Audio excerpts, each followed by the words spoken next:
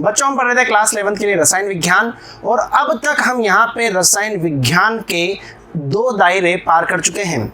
जैसा कि मैंने आपको स्टार्टिंग में भी बताया था भाई मेरे, कि यदि हम बात करते हैं यहाँ पे रसायन विज्ञान की, तो 3 भागों में हमने उसको विभक्त किया था। पहला था आपका फिजिकल केमिस्ट्री, दूसरा था भाई मेरे इनऑर्गेनिक केमिस्ट्री, इनऑर्गेनिक केमिस्ट्री, और तीसरा जो दायरा है बहुत ही ज़्यादा इंपॉर्टेंट है, ऑर्गेनिक केमिस्ट्री। इंपॉर्टेंट क्यों है भाई? क्योंकि यदि आपने ऑर्गेनिक केमिस्ट्री अच्छे से कर लिया तो यूँ मान के चलिए क्लास 12th में जो ऑर्गेनिक केमिस्ट्री है उसका आप 30% आराम से कवर कर लिए हो। कहाँ पे? क्लास 11th में। देखो जी, फिजिकल केमिस्ट्री की हम बात कर चुके हैं, इनऑर्गेनिक हमने खत्म कर लिया। अब हम अगले दायरे की ओर बढ़ेंगे रसायन विज्ञान के, जो है क्या भाई मेरे, ऑर्गेनिक केमिस्ट्री। अब देखो तीनों में यहाँ पे एक डिफरेंस है यार, है ना। जैसा कि आप देखते हैं, आपने बहुत बार सुना भी होगा कि सर फिजिकल केमिस्ट्री में हम किससे यहाँ पे वार्तालाप करते हैं? संख्याओं से। मान के न्यूमेरिकल्स होते हैं, ठीक है, वो यहाँ पे बनते हैं। अच्छा जी, बहुत सारे बच्चे बोलते हैं सर इनऑर्गेनिक, रट्टा लगाने वाला, ठीक है सर, यहाँ पे हमने रट्टे लगाए थे, है ना, किसी और से पढ़ा होगा तो, लेकिन आपने जाना कि इनऑर्गेनिक को भी हम कॉन्सेप्ट से पढ़ सकते हैं। रट्टा आप खूब ही लगा लेंगे, लेकिन वो रटना संभव नहीं हो पाएगा, वो रटना आपको याद नहीं होगा जब तक आप कॉन्सेप्ट को नहीं समझेंगे, ठीक है। और आपको पता है हमने इनऑर्गेनिक का, यदि आपने फर्स्ट चैप्टर देखा होगा जो कि हमारा कौन सा था भाई, पीरियोडिक टेबल, यदि पीरियोडिक टेबल आपने अच्छे से पढ़ा होगा तो उसके बाद में एस ब्लॉक, पी ब्लॉक, ये सब जितनी भी चीजें हैं वो आपको इजीली समझ में आ गई होंगी, क्योंकि हमने यहाँ पे कॉन्सेप्ट से इनऑर्गेनिक की स्टार्टिंग की है, हमने रट्टा नहीं लगवाया भाई, है ना। तो जो रट्टा लगाते हैं वो 2 दिन तक याद कर पाएंगे, लेकिन जिन्होंने कॉन्सेप्ट से समझा है उनको साल भर याद रहेगा, बशर्ते आप उसको डेली पढ़ते रहो, ठीक है, याद हो जाएंगी चीजें, ठीक है। अब हम यहाँ पे बात करेंगे ऑर्गेनिक केमिस्ट्री की। ऑर्गेनिक केमिस्ट्री क्या है, ज़्यादा टाइम वेस्ट नहीं करूँगा, सीधे ज्ञान की बात आ जाओ भाई। ऑर्गेनिक केमिस्ट्री, ऑर्गेनिक केमिस्ट्री क्या है ध्यान समझना भाई। कार्बनिक रसायन, रसायन विज्ञान की ऐसी शाखा है जिसमें हम क्या करते हैं, कार्बन और कार्बन से बने यौगिकों का हम अध्ययन करते हैं। कार्बन का यहाँ पे नाम आ रहा है, कार्बनिक रसायन। ऑर्गेनिक केमिस्ट्री का मतलब क्या हो गया, कार्बनिक रसायन, जहां पे हम किसकी बात करेंगे, कार्बन की बात करेंगे, और कार्बन से जो यौगिक बनते हैं, जो कंपाउंड बनते हैं, उनकी हम बात करते हैं, ठीक है। तो सबसे पहले कार्बन के ऊपर बात कर लें क्या, बोलो भाई। अच्छा जी, कार्बन की यदि बात की जाए तो कार्बन का यदि मैं आपको बोलता हूँ कि भैया परमाणु क्रमांक कितना, तो आप बोलेंगे 6 होता है। प्रोटॉन कितने होते हैं, 6 होते हैं, ठीक है। इलेक्ट्रॉन कितने होते हैं, तो आप बोलेंगे सर ये भी 6 ही होते हैं। अच्छा जी, यदि हम बात करते हैं बाह्यतम कोश में कितने रहेंगे, तो आप बोलोगे सर इसको यदि यहाँ पे लिखना रहेगा तो 2 और 4 इस तरह से लिखेंगे। बाह्यतम कोश में 4 यहाँ पे क्या रहेंगे, इलेक्ट्रॉन रहेंगे, 4 बॉन्ड ये बना सकता है, सिंगल सिंगल वाले बनाना चाहे तो, ठीक है। यानी कि बात करें हम यहाँ पे तो इसकी वैलेंसी कितनी, 4। क्लियर है। अच्छा, अब आप एक बात देखो यहाँ पे, यदि मैं बात करता हूँ ऑर्गेनिक में, तो देखो ना, जितने भी हम ऑर्गेनिक लेके चलेंगे उसमें क्या करेंगे, 2 बातों के बारे में हम पढ़ेंगे। पहली बात तो देखना, कार्बन और कार्बन की यौगिकों की मैंने बात की ना, तो ये यौगिक जो है वो बने कैसे हैं, उनका विरचन कैसे हुआ है, ठीक है, उन्हें बनाया कैसे गया है, उनके गुण क्या हैं। तो वहां पे आपको पता चलेगा 2 तरह के गुण है भाई, एक तो भौतिक और दूसरा मेरे भाई रासायनिक। एक तो भौतिक और दूसरा रासायनिक, यानी केमिकल प्रॉपर्टीज और फिजिकल प्रॉपर्टीज। क्लियर है इतनी बात, ठीक है। तो ये 2 चीजें हम यहाँ पे देखेंगे। पहला तो कौन सा, कि उनको हमने बनाया कैसे, प्रिपरेशन कैसे हुई है। उसके बाद में यहाँ पे हम बात करें गुणों की, तो कार्बनिक, उसके रासायनिक और भौतिक गुणधर्म क्या क्या है, इनके बारे में भी हम बात करेंगे, ठीक है। अच्छा जी, अब मैं बात को वहां पे लेके चलता हूँ प्राचीन समय में। प्राचीन कब, थोड़ा टाइम पहले है ना, 100-200 साल पहले की बात कर रहा हूँ सर। कार्बनिक रसायन जो था उसका यहाँ पे स्टार्टिंग कहाँ से हुई, ठीक है। यदि हम स्टार्टिंग की बात करते हैं तो सबसे जो प्यारी थ्योरी है इसमें, ठीक है, वो दी है, वैज्ञानिक हुए हैं बहुत ही नामी, बर्जीलियस जी। उन्होंने दिया क्या, जैव शक्ति सिद्धांत। क्या नाम दिया भाई मेरे, जैव शक्ति सिद्धांत। सर जैव शक्ति सिद्धांत लगने से तो बहुत भयंकर लग रहा है, लेकिन क्या इसमें कुछ काम की बात निकल के आई क्या। तो देखो भाई, जैव शक्ति सिद्धांत किसने दिया, पहले तो लिख लेंगे बर्जीलियस, ठीक है, बर्जीलियस जी ने ये सिद्धांत दिया। अच्छा सर, इन्होंने इस सिद्धांत में क्या बोला? इन्होंने कुछ भी नहीं, ये बड़ी बड़ी रिसर्च कर रहे थे, एक दिन इनके दिमाग में एक ख्याल आ गया और उन्होंने बोल दिया कि जितने भी कार्बनिक यौगिक हैं सब किससे मिलके बने हुए हैं? सब के सब जीवों से मिलके बने हुए हैं। यानी कि जितने भी कार्बनिक यौगिक हैं सब जीवों से मिलके बनते हैं। किससे मिलके बनते हैं भाई मेरे? जीवों से मिलकर के ये बनते हैं। ठीक है, और वैज्ञानिक का काफी अच्छा नाम चला। ठीक है, लेकिन जैव शक्ति सिद्धांत फेल हुआ। अब फेल किसने किया यार? इतना बड़ा सिद्धांत, यानी इतना बड़ा स्टेटमेंट दे दिया बंदे ने कि यार जितने भी कार्बनिक यौगिक हैं वो सब किससे मिलके बने हुए हैं? जीवों से ही उत्पन्न होते हैं। लेकिन उसके बाद में एफ वोलर, ध्यान देना भाई, एफ वोलर एक वैज्ञानिक है। इन्होंने क्या किया भाई? इन्होंने क्या किया? अमोनियम साइनेट, क्या बोला मैंने? अमोनियम साइनेट,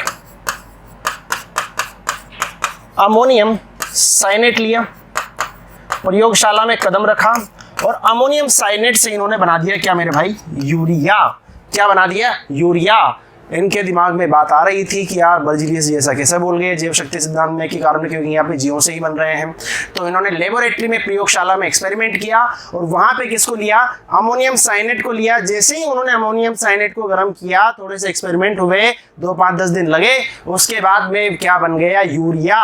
तो यहाँ पे देखा जाए तो यूरिया जो होता है मेरे भाई वो क्या होता है? एक ऑर्गेनिक कंपाउंड होता है। क्या होता है? ये एक कार्बनिक यौगिक होता है। क्या होता है? ये एक कार्बनिक यौगिक होता है। क्या होता है? ये कार्बनिक यौगिक होता है। तो आप यहाँ पे देख पा रहे हैं कि जैव शक्ति सिद्धांत पे बर्जीलियस जी बोलते हैं कि भैया बात ऐसी है कि जीवों से ही क्या बनेंगे? कार्बनिक यौगिक बनेंगे।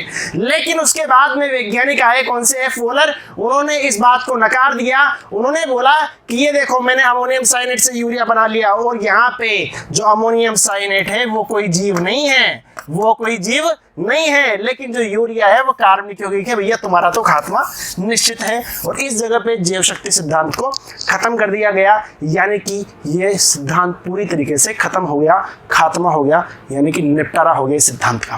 क्लियर है इतनी बात? कोई दिक्कत यहाँ तक नहीं है। अब एफ वोलर से प्रेरित होकर के 2-4 वैज्ञानिक और आए जिंदगी में।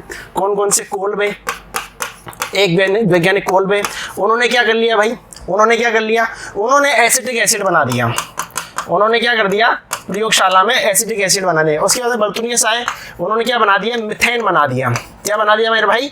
मिथेन बना दिया। और उसके बाद तो मतलब ये मान के चलो कि ये श्रृंखला बन गई, यानी कि ऑर्गेनिक कंपाउंड बनते जा रहे हैं, प्रयोगशाला में बनते जा रहे हैं। तो अब तो जैव शक्ति सिद्धांत पूरी तरीके से खत्म है। अब तो उसके बारे में लोग भूल ही गए, लेकिन नाम एक ही याद रहेगा जिसने जैव शक्ति सिद्धांत को खत्म कर दिया था। नाम क्या है? F volar. क्लियर है? ठीक है। अच्छा जी, आप एक बार इसको छापना चाहते हैं तो एक बार छाप लो। वैसे ही पूरी थ्योरी में पढ़ा हुआ है ना, देखो भाई, अब देखना, एक बार छाप लो इसको, है ना। वैसे पूरा डिटेल से देख लेंगे अभी। देखो भाई, चलो जी देख ही लेते हैं, देरी क्यों शुभ काम में। आ जाओ भाई। जब रसायन विज्ञान की एक बहुत ही बेहतरीन शाखा कार्बनिक रसायन का हमने यहाँ पे अध्ययन किया है, तो पूरा पढ़ेंगे, पूरी डिटेल में पढ़ेंगे। ठीक है। और इस वाले चैप्टर में मैं IUPAC जानेंगे, इस बारे में ध्यान रखना। और जो IUPAC है ये 12th में भी काम आएगा, तो छोड़ना नहीं है क्लासेस को। डेली रूटीन पे हर क्लास लेनी है, एक भी क्लास आपने इधर उधर की और आपका निपटारा यहाँ पे हो जाएगा। ठीक है, समझ गए बातों को? चलो जी बढ़े आगे, आ जाओ भाई। यदि हम बात करते हैं यहाँ पे इंपोर्टेंट पॉइंट किसको लेकर के? ऑर्गेनिक केमिस्ट्री को लेकर के, ऑर्गेनिक कंपाउंड को लेकर के। तो देखना, DNA का नाम आपने सुना है, बायोलॉजी के स्टूडेंट नहीं हो बट सुना है ना। RNA, प्रोटीन तो सुना ही होगा यार। अच्छा, मांसपेशियां, मसल्स, ठीक है, इनके बारे में सुना है। ये जितनी भी हमारी बॉडी में है ना, ये सब भाई किससे बने हुए हैं? ये सब कार्बन से बने हुए हैं। ये सब क्या है? कार्बनिक यौगिक हैं, ऑर्गेनिक कंपाउंड हैं। ठीक है। अच्छा, फ्यूल, पेट्रोल 100 रुपये पार चला गया, ठीक है, वो भी किससे बना हुआ है? वो भी कार्बन से बना हुआ, वो भी कार्बनिक यौगिक है। दवाइयाँ पास वाले टेबल पे पड़ी होगी, ठीक है, घर में देखते ही हैं मेडिकल पे जो दवाइयाँ मिलती है, वो सब भी क्या है? वो भी ऑर्गेनिक कंपाउंड है। ठीक है। रंजक हो गया, ये सब ऑर्गेनिक कंपाउंड है। और यदि हम बात करते हैं पॉलीमर की, तो ये क्वेश्चन आता है एग्जाम में, पॉलीमर भी क्या है भैया? ऑर्गेनिक कंपाउंड है। और ये अलग से ही हम चैप्टर पढ़ेंगे क्लास 12th में। ठीक है, पॉलीमर, वहाँ पे हम इस बात को देखेंगे। ठीक है। तो कपड़े हो गए, ईंधन हो गए, बहुलक हो गए, दवाइयाँ हो गए, रंजक हो गए, DNA हो गए, प्रोटीन हो गए, रक्त हो गया, RNA हो गया, मांसपेशी हो गई, ये सब क्या है भाई मेरे, ये सब ऑर्गेनिक कंपाउंड है। इसका मतलब ये है कि भैया पृथ्वी पर जीने के लिए मुझे ऑर्गेनिक कंपाउंड तो यूज करना ही पड़ेगा। ऑर्गेनिक कंपाउंड के बिना यहाँ पे जीवन संभव नहीं है। क्लियर है इतनी बात, कोई दिक्कत यहाँ तक नहीं है। तो आइए बात करते हैं जैव शक्ति सिद्धांत, अभी आपने देखा था, समझ लो भाई। यदि हम बात करते हैं तो किसने दिया, ये बर्जीलियस जी ने सिद्धांत दिया। अच्छा जी, बर्जीलियस ने सिद्धांत दिया और क्या बोल दिया इन्होंने, कार्बनिक यौगिकों को केवल जीव ही निर्मित कर सकते हैं। लेकिन 1828 में कौन आए, एफ वोलर आए। प्रयोगशाला में इन्होंने इस धारणा को समाप्त कर दिया। किसका निर्माण हुआ था, यूरिया का निर्माण हुआ था। सर कैसे हुआ था ये भी बता दो। तो ये रहा मेरे भाई, अमोनियम साइनेट को गर्म किया और क्या बना दिया, यहाँ पे यूरिया बना दिया। और यहाँ पे खात्मा किसका हो गया, धारणा किसकी समाप्त हो गई, जैव शक्ति सिद्धांत की। क्लियर है, ठीक है, मजा आ रहा है। अभी तक सर सिर्फ हम यहाँ पे हिस्ट्री देख रहे हैं, अभी तक अपन ने यहाँ पे ऑर्गेनिक स्टार्ट नहीं की है। ठीक है, अभी तक यहाँ पे ऑर्गेनिक की हिस्ट्री हमने देखी है। अब बात करते हैं यहाँ पे कि सर कार्बन की आप बात कर रहे हैं तो कार्बन के बारे में थोड़ा बता तो दो। हाँ, कार्बन की बात कर रहे हैं तो कार्बन के बारे में थोड़ा बता तो दो। कार्बन में गुण कौन सा पाया जाता है, तो सबसे पहला गुण इसमें पाया जाएगा श्रृंखला बनाने का। क्या बोला मैंने, श्रृंखला बनाने का। साथ में बोलेंगे मेरे श्रृंखला बनाने का। श्रृंखला कैसे सर, भाई ये देखो,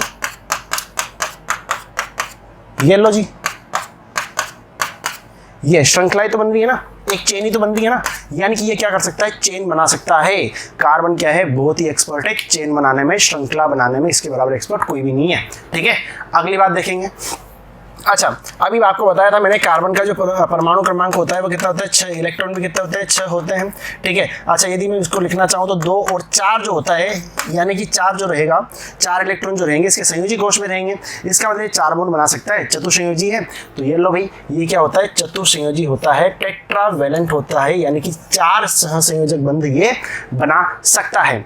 अच्छा जी, यदि हम बात करते हैं यहाँ पे तो आप बोलेंगे सर कार्बनिक यौगिकों की हम बात करते हैं तो वहाँ पे क्या सिर्फ कार्बन नहीं आएंगे क्या, बोलो भाई आ सकते हैं, कार्बन तो आएंगे, साथ में कौन आ सकते हैं, हाइड्रोजन भी आ सकता है, ऑक्सीजन भी आ सकता है, सल्फर भी आ सकता है, फास्फोरस भी आ सकता है। ठीक है, और नाइट्रोजन भी आ सकता है, ये आपको ध्यान रखना है। ठीक है, ये जो है ना, ये सब जितने भी मैंने यहाँ पे लिखे हुए हैं, ये सब यहाँ पे कार्बन के साथ में आ सकता है, यानी कार्बन जो है इनके साथ में बॉन्ड बना सकता है। ये बात आपको ध्यान होनी चाहिए। क्लियर है इतनी बात, कोई दिक्कत यहाँ पे, कोई भी आपत्ति नहीं है।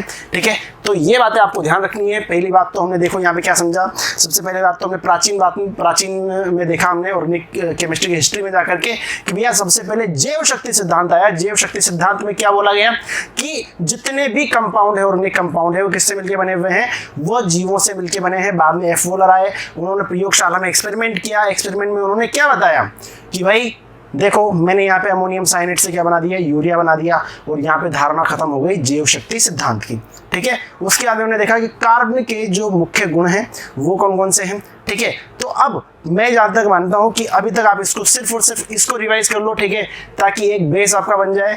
अगली क्लास में हम इसको वापस से कंटिन्यू करेंगे और बिल्कुल आराम से धीरे धीरे पढ़ेंगे। ठीक है, एक एक टॉपिक हर क्लास में लेकर के चलूंगा, ज़्यादा पार्ट बना देंगे, लेकिन इतना बढ़िया पढ़ाएंगे कि मज़ा आ जाएगा।